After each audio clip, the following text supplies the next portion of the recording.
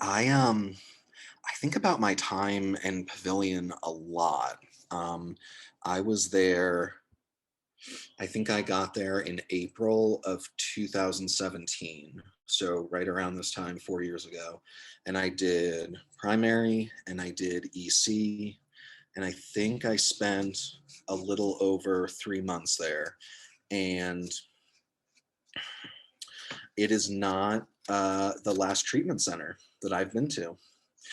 But Pavilion was such a reset for me, um, and I learned so much there, and it really has had this a profound impact on my recovery. So it's really an honor to be speaking here, and you know, I have a sponsor who has a sponsor. I go to as many meetings as I can, which have largely been virtual meetings over the past year. And I'm currently working the 12 steps of Alcoholics Anonymous, step 4 specifically, although that was not always a part of my story. And anyway, my sponsor just always tells me when I come to share my story at these things that, it's not really about me, even though it's my story. My only job is to be a channel for the message of recovery and the message of AA, because whatever specifics there are to my story, um, we all kind of have the same story, um, that in my opinion. And so anyway, when I got to Pavilion, I had already been in and out of recovery for about 5 years. And during that time, I had been to inpatient treatment centers, IOPs, 12-step meetings. And at one point in 2014, 15, I did get about 14 months of recovery. That had been the most time I've gotten. In fact, just recently, as of, I guess, a few days ago, I have surpassed my personal record of clean time of 14 months and some days, and hopefully longer than that, one day at a time. But it has been really hard for me to grasp recovery and to string time together. However, that time before I came to Pavilion stands out as probably the bleakest period of my use. At that time, I was living with my parents in suburban Virginia, but I was working in downtown Washington, D.C. I had a good job. I worked for like an arts lobbyist. Um, and I was just really, really struggling. I was sober, but I was not happy. I was very depressed. I didn't really have any friends.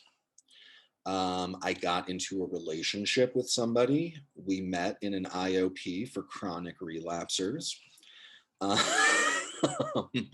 Uh, so we thought we were Romeo and Juliet.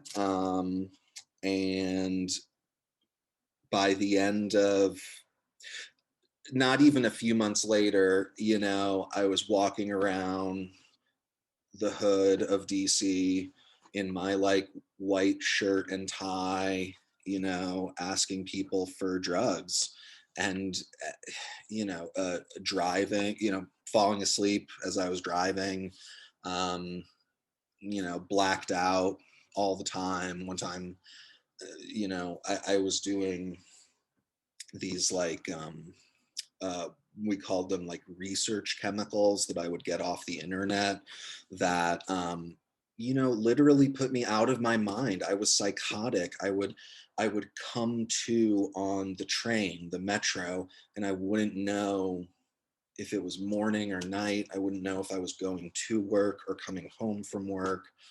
You know, one time I got so fucked up at work in the bathroom that I went temporarily blind. And I'm like sitting at my desk and somebody comes up to me and is like talking to me. I mean, it was just insane. It was just crazy. And this was after I had been through several treatments. And at one point I became so depressed and hopeless that I actually, made a plan to kill myself and purchased a gun and all this stuff. And at a certain point, I have to give credit to my parents. They never gave up on me. I was probably about 24 at this time, so definitely an adult. They didn't have to, but they kind of threw me into the back of the van, and next thing I knew, I was in Western North Carolina. um, and so Pavilion was really a reset for me, because even in my early days at Pavilion, I knew that I didn't want to go back to DC. There was nothing for me there. I had left my job. I was probably going to be fired soon anyway. I didn't have any friends. I didn't have any program. I didn't have, it was just like I really wanted a fresh start. Um, and I kind of found that in Asheville. We would go to Asheville for outside meetings, and I also talked to some of the staff and some of the I almost called them inmates. Some of some of my fellow patients were from Asheville, and it really just sort of fit my vibe. Um, and so after I got out of Pavilion, I moved into a sober living house in Asheville. And that was the first time I had ever done that. I think the important thing that Pavilion instilled in me was that um, there were certain things that most people who stayed sober did that were successful. I had always they had always recommended to me that I go to a sober living house, but I was always like, no, I don't want to do that. I don't want to do collective living. I'll just do it. I'll do it differently. I'll do it my own way, and that never worked for me. So I went into sober living, and that was great. Um, I mean, I don't know, maybe not great. It wasn't, I mean, you're living in a house with like 10 other people, but it actually was great because we were all in early recovery. We would go to meetings together. I was lucky. I got a job pretty soon after I moved here. It's the same job well, not the same job, but the same organization that I work for today, which is a nonprofit in Asheville. Um, and then a couple months into um, being at the sober living house, I relapsed. I fucking and I couldn't believe it because I had spent so much time and so much money in Pavilion that I was like, there's no way that I'm ever going to use again. My bottom had been so low. But there's a reason why I drank so much and did so many drugs. I never was able to cope with life. And consequences didn't really have much to do with it. My disease of addiction is not logical. A logical person drinks too much and gets sick or gets a DUI, and they say, that really sucked. And you know what? I'm not going to drink like that anymore. I'm going to have a glass of wine, or I'm never going to drink. And for me as an alcoholic, that just never played into it. The only important thing was that I get drunk or high. So looking back on it now, it's actually not so surprising, I guess. I guess for me, it's just always been these emotions of, I don't know, hopelessness maybe, or getting inside my own head and getting really depressed. Um, I ended up getting clean again briefly, moved out of the sober living house into a small house in West Asheville with two of the guys that I had been in sober living with. And in fact, all three of us had been to Pavilion together as well. So we had kind of this good sober bond. It was a good idea. We even, we all had the same therapist. So we met with her one time and drew up like a sober roommates contract sort of thing, where we all agreed that we would go to meetings and stay sober and never bring any drugs or alcohol into the house, that kind of stuff. But I did end up relapsing, and for most of the next year I was drinking and using without anybody knowing. And that was the first time that I had done that. Um, and I couldn't believe that I lasted as long as I did. Mind you, during this time, I was going to meetings, I had a sponsor. Um, I was just totally being deceptive to everyone around me. And then towards the end, it all started to kind of fall apart, as it does, right? Obviously.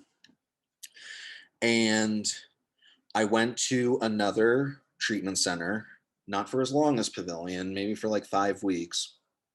Came back, was doing really well again, had almost a year that time. And then I went back out again because I started getting into dating again, or maybe not dating so much as like hooking up. And the person who came over brought a bottle of wine and was like, "Do you want a glass of wine?" And I was like, "Yep, I definitely do. I absolutely do."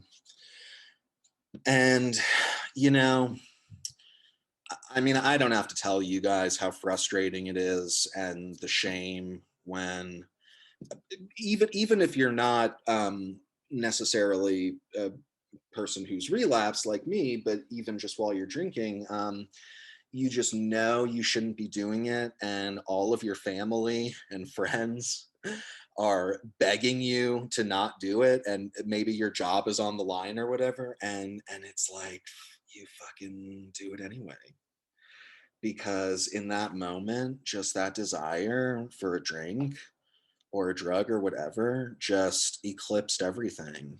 And I guess I was unable all those times to play the tape through.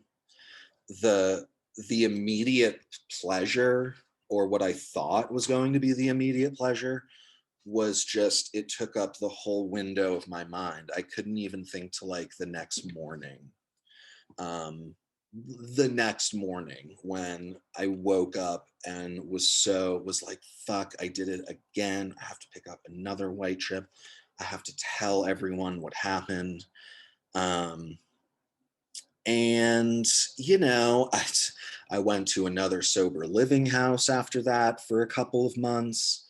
Um, what else did I do? I got I was on Vivitrol.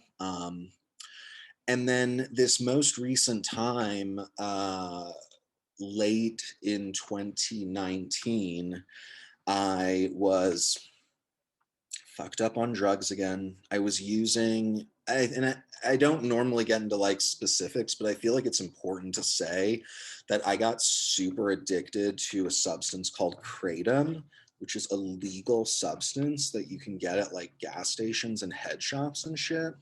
And I think some people in recovery see it as like an acceptable substance because, depending on what you get, it can be relatively mild. It's legal. I got fucking hooked on kratom, and it was the worst physical withdrawals of my life when I had to get off of it.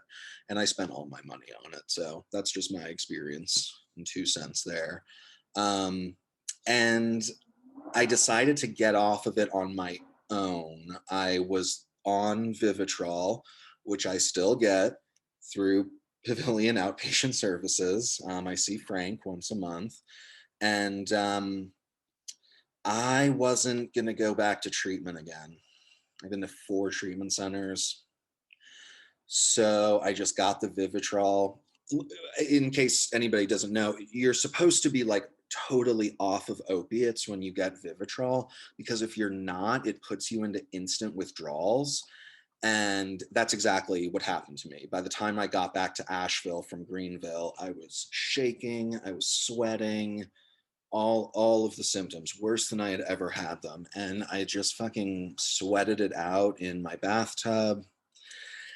And I don't know, I guess I had hit bottoms before, maybe even worse bottoms than that, if I'm being honest.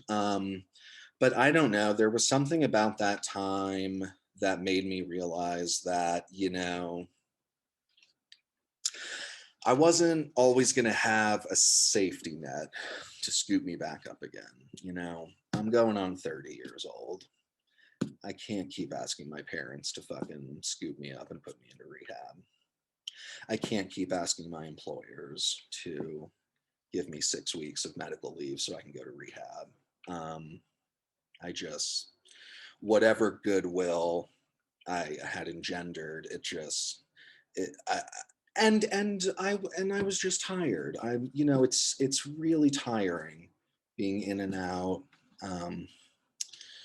So I just made the decision that every single tool, every single strategy that I had picked up from the previous 6, 7 years of going to meetings, I was just gonna use like a motherfucker. And that included praying and trying to find some reliance on a higher power, which up until that point, I had been pretty steadfastly against. That was the one part of the program that I was not. Over the years, I accepted more and more and more of the program, going to meetings, building a social life in AA, building a fellowship that was huge for me, but it didn't keep me sober. And so I guess just that willingness piece, picking up the phone even when I don't like picking up the phone. Not just to talk about recovery, by the way. I hate picking up the phone in general, but I had to do it. And every day I prayed, you know, for my higher power to give me an opportunity to be of service that day and to keep me sober that day and to practice empathy and compassion that day and to get me out of my head that day. And I have to say, in those crazy early days of like January, February, this was right before the pandemic hit in 2020. There were so many times where I felt like, because I was still working. I told my job I got the flu, took like 3 days off, basically went back to work, still having some physical withdrawals. And so the stress and just everything, there were so many times when I felt like it was just I was either gonna relapse or I was gonna do something else like self-destructive. And I just didn't, time and I can't prove that that was because like things would just happen, right? Like I would get a phone call or something, or I would see somebody that I hadn't seen in a long time, and it would pull me back from the brink. And I can't prove that that was the result of me praying and having this newfound willingness, but it did seem to correlate, and things did seem to feel different. So, I'll just say that. And then the pandemic happened, and it was even more like, okay, I have so little wiggle room now. I cannot fuck around. Like I can't, I don't have the luxury of saying, oh, I don't like virtual meetings. I had to attend virtual meetings. And when I didn't really find, at least initially, I didn't find a virtual meeting that I loved, I just started my own and invited all my friends. And that virtual meeting is still happening every night, and I have met incredible people from all over the country at that meeting, and it's turned into something that I really didn't expect it to. That meeting was my lifeline during the last spring and summer, during those early pandemic days. I went every day, and most days I was chairing, right? Because it was like a new meeting, it was my meeting. Um, what else did I do? I tried to get outside a lot. I tried to move my body. My job went from office to virtual, and I took that as an opportunity, if I'm being totally honest, to lift my foot off the gas a bit in terms of how intensely I was working. Because, and everybody told me not to get a full-time job when I first got out of Pavilion, but I didn't fucking listen because I didn't want to feel like a lazy piece of shit that was living off of my parents. So I got a full-time job, and you know what? It was stressful. And again, not saying that that like caused me to relapse, but it is an example of like not following suggestions. And so anyway, so the pandemic last year ended up being like less stressful for me. I think I would like, in the middle of the day, I would go drive up the Blue Ridge Parkway and like go for a little hike or something like that. And I called people. There were certain people that I saw every day. You know, we would meet up in my apartment parking lot or something and stand at a distance from each other and just talk. At this time, I did not have a sponsor. I've had real difficulty with sponsors in the past. I have a difficult, or I had a very difficult childhood relationship with my dad. And I think that I projected a lot of that baggage onto my older male sponsors in the past. So that's something I've had to work through, with my current sponsor and in therapy and stuff. Um, but, you know, I don't think it's actually possible for anybody to do this thing perfectly. And I never feel like I'm doing enough for my recovery. But as long as I'm doing enough of the right things, enough of the time, and as long as I am sober when I hit my head on the pillow at night, that's what this whole thing is about. You know, that's the most important thing, is to not pick up no matter what, no matter what. Just this past winter, when it was dark and cold and the pandemic was getting worse, you know, I was like super depressed. You know, there was like nothing happened in my life to make me feel particularly down. It was just like the overall situation. And there were lots of times where I wanted to use.